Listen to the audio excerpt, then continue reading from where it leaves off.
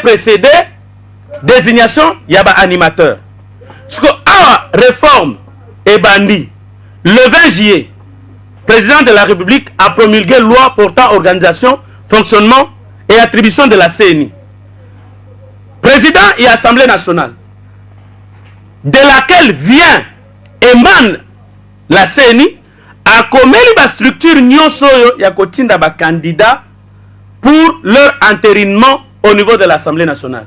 Après si bango délai, bomi réunir, ba catholique ba sangani. Chaque confession religieuse devait amener ses candidats. Ba Jérôme Bosso ba Kene ba catholique, ba tunyo soit catholique ba kibiki ba éliminer ba candidature ya église catholique bazaki soki 18 ba éliminer ba ngonyo so batikali 2 et botogona mwana mboka moko boye. Ba armée du salut ba na candidat na bango. Ba Kimangis ba na candidat na bango. Ce qu'on va soumettre, va entendre le candidat Nyoswana. Jusque-là, soupçon, il y a corruption exatée. Soupçon, il y a Kadimaza proche, il y a Tshisekedi exaté. Batiki, Balekina interview. Bangonyo so basilisi, Bakei. Babandi si koyo, processus ya kolongola, moko na moko. Balongoli bangonyoso. Etikali mibale. Mibale, les dispositions. Il y a article 18, il y a charte na bango et lobby nini. Et lobby, le mode le plus préféré est un consensus. Parce que ce qui consensus est athée. Article 16 et lobby nini, on va passer au vote. Na moment il y a passer au vote, avec chola lobby na batu. Allez, bokende. Ngana lina lala. Abomi mwinda, abengani baninga bakei. Ce côté on baninga. Oh, ce jour-là, délai est aussi là. Délai est sili, bakei, ba voter mutuna bango. Dont nous ne connaissons pas jusqu'à ce jour combo. Si les loto tikala koyeba kombote. Mais biloko que les kaikuna, c'était pratiquement des kuluna. Parce que ils voulaient même en venir aux mains. Baboya qui coûte prière ici là. Et pendant ce temps, c'est la belle Chole qui dit non, et il y a eu tentative de corruption. Et ça va preuve exatée. Des allégations simplistes comme ça. Preuve exatée, ne bakei. Ne balobi, bango bakei ko déposer rapport na président de l'Assemblée nationale, ba mususu pe ba déposer pe nani na bango. La loi dit quoi? Lorsqu'il n'y a pas consensus, ba kobenga siko ba structure ya ko déléguer batu na niveau ya commission paritaire. Ba tie commission paritaire en place. Bino boya, si vous n'avez pas trouvé consensus, liboso entre bino na bino, ba père spirituel, boya kasi liboso la commission et paritaire, oye ko réunir majorité na opposition. Toyo kanakasi na niveau ya commission paritaire. Monseigneur Utembi Kamati Nzela ake Kisangani. Nani Babukondoa Bakomilete Baboye Bakoyate. Et quand vous sentez dans la lettre, vous sentez vraiment les sueurs des gouttelettes. Il y a Batuya, la Mouka Ezala elle, il y a ba hypocrite, il y a Katumbi, ou bien Ezala elle extrémiste, il y a Fayoulou. Vous sentez que vraiment c'est la même chose qu'ils disent. Alors, tout comme à niveau wana, mboso alobin te, naboya forcing. Après c'est pas 48 heures, basu solution te. Après c'est pas 72 heures, basu solution te. Mais on ne peut pas bloquer le fonctionnement du pays. Je sais que la Senko n'a plus de moyens aujourd'hui pour vivre depuis que Bakati. Il ne faut pas dire ça, Joël. La Senko, s'il vous plaît, la Senko. La Senko n'a s'il vous plaît, oui. La Senko n'a plus le moyen depuis Bakati ba école fictive, n'a ba enseignant fictif. Le long kanda batata mikolo na banango contre Tshisekedi, c'est parce que ezaki mbongo ba école fictive, bazaki commis partagé. Oloka ba lobela likambango, ezaki mbongo ya ba agent fictif na ba école conventionnée catholique. S'il vous plaît mon frère. S'il vous plaît. Bon wana kenda nde epesi bango kanda lelo. Yango ba kotika la jamais kolimbisaka Tshisekedi. Tina liwa na yeba kolimbisaka eta. Ce n'est pas l'église catholique, ce sont les individus qui étaient bénéficiaires ya mbongo wana. Alors, yoga suko, processus et siliwana. On va bloquer parce que bango baza pour ça qui est l'église catholique ba sengi audience pas chef de l'état. En seule raison ba koki kozana ba on a raison. Oui. oyebi mpo ya nini parce que Chole bango ba ko soupçonner et que bino ba yimboko boza na pouvoir lelo boko lukanzela glissement ngana bato bakoluka glissement lelo eza église eza pas église catholique eza Chole ambongo na Bukundoa na Utembi. La responsabilité il y a retard, il y a délai constitutionnel va incomber na bango. Pourquoi? Parce que bango ne pas ko traîner makam lelo.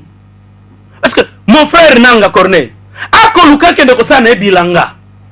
Abenga abi Joël, il peut aussi organiser les élections. Bati karaté. Nanga peut aussi organiser les élections. Après ça ko sale sur élection. Il a dit à la télévision. Après ça ko sale sur élection te. Bengaye, na ko personne numéro ni. Il prend le téléphone sans problème. Bengaye ndeko nanga pour ça que ndeko pe masala bilanga papa na ye. C'est un notable, c'est un chef coutumier. Bazana ba café na ba nkuna na nini na o tuele. Après ça que ndeko pe ma ko sala bilangane asali aye musala pour la première fois il a organisé l'alternance pacifique. Je crois que il peut avoir sa conscience tranquille en dehors il y a ba irrégularités qui ne peuvent pas manquer à une œuvre humaine. Et donc, c'est pour vous dire que les lots responsabilité il y a glissement et ko incombé na archevêque Utembi, archevêque Ambongo, na monsieur l'abbé Chole, na pasteur Bukundoa. Parce que bango bako lukaka ka bazwa musala ya médiation, basala ka dialogue mususu. Merci. 89 00 60 149. Bandeko boko landa biso tozali en direct. Toyambi mwana mboka Joël Kadé nanga yazali moko ya ba analyste politique à travers la République démocratique du Congo. Na yende to kopeta masolo ya kolo République démocratique du Congo. Na mois de septembre, proposition loi Tingi ba députés nationaux ba ko vendre la paix ba kolobela yango. Néambi ba acteurs politiques mingi na plateau émission point de vue. Ba lobi soki loi wane leki mboke ko zala diviser. Soki loi wane leki mboke ko kabona biteni na biteni. Que pense Joël Kadé Nanga? Joël Kadé Marouba Namboka. Bon, nana lingi batu ba découvrir tout le sentiment. Enlevons le sentiment. Batu ba découvrir Mutoyo Balobi a comme président de la République. Moïse Katumbi. Yoka degré ya dictature ya motu. Qui est favori pour les autres? S'il vous plaît. Favori dans le milieu na biso sportif. Pas na politique. Kolandate parce qu'il sait influencer les médias au niveau tant national qu'international. Yo ko voter Moïse de Rosawana. So il est l'élection ezali yo ko voter Moïse de. Mais na ndenga sport, na ndenga ya nani, ngana ko linga koma a remplacer Omari na Fekofa. Parce que akotombo la sport na biso. Non, c'est parce que c'est parce que c'est un narcissique. C'est un narcissique.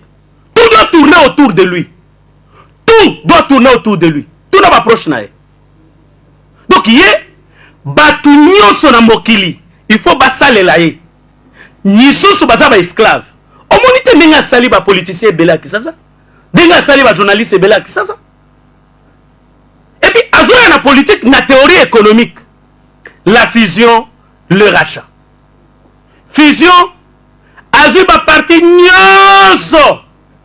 Oezaki na kombo na kisasa. Asangisi yango liboke moko. Ça, c'est ce qu'on appelle en sciences économiques la fusion. Ce qu'on prend que ba partager dividende. Or, siko na politique dividende ezali. Ne omoni a partager ba dividende atindi. Par exemple, pas une affaire.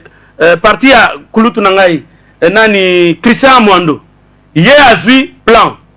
Parti à Vieux Lutundula, azui affaires étrangères. Parti au Yanani ya o azaki porte-parole, azui transport et voie de communication.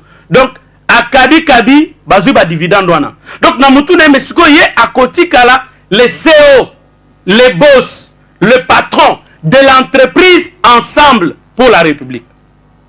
Et deuxièmement, lui ne calcule pas les gens. C'est-à-dire, grand nom et politique à Sombi Bango. Tala Moutouneti, paix à son âme. Quand je cite son nom, j'ai la chair de poule. Papa Petelo Lumbi. Batouba Kwesi Mobutu. Regarde comment il est parti. Regarde l'un des plus intelligents de mon pays. L'ancienne deuxième personnalité de la République, président de l'Assemblée nationale. Moutou a sali constitution aux Anangwa. Constitution aux Anangwa. Et ça, Olivier Kamitatou. Tala esika kitisi. Tala vient nangai. Te, na autant comme était parce que on a respect. On a sali secrétaire général et ensemble. Le bateau, en termes d'intelligence, il ne peut pas leur arriver à la cheville. Mais regarde là où il les a réduits.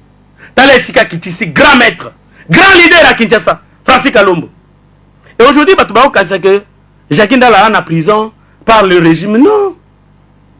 On l'a poussé à commettre l'erreur. On les connaissait. C'est parce que Babenga est déjà top. C'est parce que Babenga est déjà infiltré ensemble.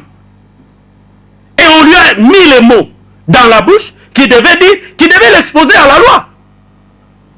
Et voilà où est-ce qu'on en est. C'est qu'on avait fait avec quelqu'un qui est député aujourd'hui. Nathan, il y a tout. On étudie votre comportement psychologique. Balobi que oh, soit tu check à $5 000 pour tenir conférence de presse à commettre infraction. On commettre infraction, on a prison. Non, Kalev Moutou Kangisie. Non, c'est organisé. Donc c'est juste pour vous dire, il refuse aux gens de réfléchir. Mon frère, je vais te dire la vérité. Vous allez dire au peuple. Je vais dire la vérité au peuple. Personnellement, nous avons une opportunité à la loi pour nous lutter. Nous avons loi chanité. Nous avons loi Tsingi pour nous, de père et de mère. Et la loi chanité. C'est déjà loi et c'est continue assemblée. C'est les députés qui l'ont endossé, qui en devient l'auteur. C'est par erreur, par une dérive. Et puis il y a une loi. Et la loi sur la congolité. Très bien. Dès le Koutabatou, laboratoire et la communication à Katumbi et Koko Sabatou. C'est une loi qui est votre cible d'interdiction d'accès à certaines fonctions par certaines personnes. Dans le cannabis, quand vous regardez dans l'armée, nous avons plus de 2500 officiers étrangers. Tozi Nambo cannabis, mon ami, mon frère. Un chef d'état-major général étranger, James Kabarebe. Nambo cannabis, Tozi Bosco Tanganda. Chef d'état-major général adjoint Yarmé Nabisso. S'il vous plaît, Fabrice Azawab. Mon frère, je vous dis, chef d'état-major général adjoint Bosco Tanganda. Général 3 étoiles. Bakangi, Akena CPI. Orolobana Monokonin, na Kinyarwanda. Présentez-vous, Nkombo, Apesi. Kombo Papa, Apesi. Yamama, Apesi. Village d'origine, Shangungu. Apesi. Fonction militaire ou soldat. Grade adjudant l'armée patriotique rwandaise. De ma place Balingi, Pouloulou Alingi a bloqué. Accès na chef d'état-major général, Bati Kelango Lisusu, un général James Kabarebe T. Bati Kelango Lisusu, premier ministre, Bati Kelango Lisusu, Deogras Bougera T. Bati que le président de l'Assemblée nationale, Bati que l'ango lisusu, un moutou, akouta Rwanda, akouta Burundi, akoma kunate mon frère. Mais l'ouana, Ekofongola, la nationalité, la nationalité d'origine. Le pays ne sera pas divisé, ce qu'il le dit. Et cause à la diviser, les problèmes, ils ont des menaces. Katumbi, toute sa vie, ce sont les chantages. S'il n'est pas dans le chantage, dans les menaces, il est dans la victimisation, monsieur. Ce qu'il y a dans le chantage, c'est dans la victimisation. Et puis, il y a au monier, ce qui a attaqué, au monier qui pouloulo, Zamba Koumama, Azana vie à immoralité. Atikala Koiba na SNL, Bipa Iwapi à Salakate. Ce qui a dans Aïba, Ozagin Manama Likangu, Pemben Boy. Mbele Royo, Asatinde, déjà Bachin Aragé Nae, Bagako Lokota, Bulokota, Aliakiona. Émission. Parce que le problème ici, on parle des faits. Tout le monde a fait. Mais comment on a basé vidéo nangai? Basé biloko nyoso na loba basangisi. Devoir de mémoire. Basangisi net ngana komisaye, ngana lia. Et puis ils sont prêts. Il y a Koko ça. Katumbi, moi Katumbi a invité une fois Joël Kadé à Lubumbashi. Papa. Katanga. Franck Famba. Je souhaite Franck Famba. Namoni Azalia. Franck Famba Azalia. Na kopeso numéro nae. Na kopeso numéro ya mutu a président mariage nanga. Pasteur Andy Kalongo Azalia. Aza pasteur Azan église. Financé par Moïse Katumbi dans le mariage. Mon frère ami. Oui. J'ai fait le mariage le plus modeste possible. Ceux qui ont ligné dans la photo. Moïse a financé le mariage, non? Et vous en donnez. Moïse, il y a le journal, l'étendard de l'éditeur Momat Mona Sompo. Michel, paix à son âme. A commis d'Engeba qu'on réclamait la justice. Zambien, Lolenge Kani, Azaki, semble-t-il, impliqué dans le trafic des armes.